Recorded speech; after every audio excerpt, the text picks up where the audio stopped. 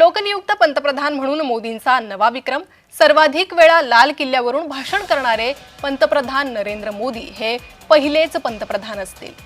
तर पंतप्रधान नरेंद्र मोदींचा या स्वातंत्र्य दिनी हा नवा विक्रम।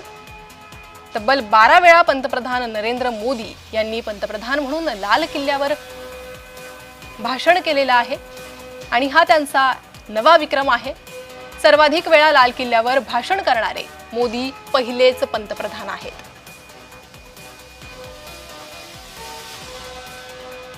तर दरवर्षी पंतप्रधान नरेंद्र मोदी हे स्वातंत्र्य दिनी नागरिकांना संबोधित करत असतात आणि एक नवं लक्ष्य ठेवून भारताचा विकासाचा प्रयत्न देखील साध्य होत असतो।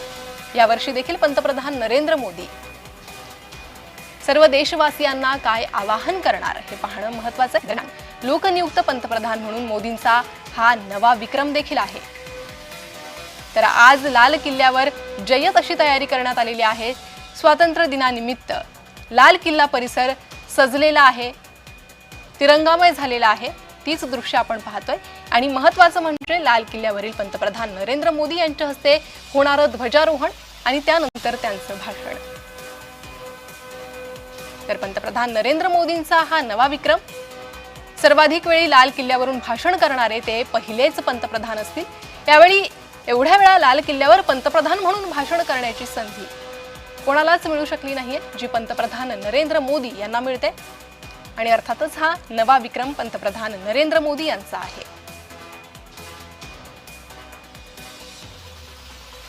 तर आज देशभरात 79वा स्वातंत्र्य दिन उत्साहात साजरा होतोय। तसाच उत्साह लाल किल्ल्यावर पाहायला मिळतोय। लाल किल्ल्यावर विविध कार्यक्रमांचं आयोजन करण्यात आलेलं आहे।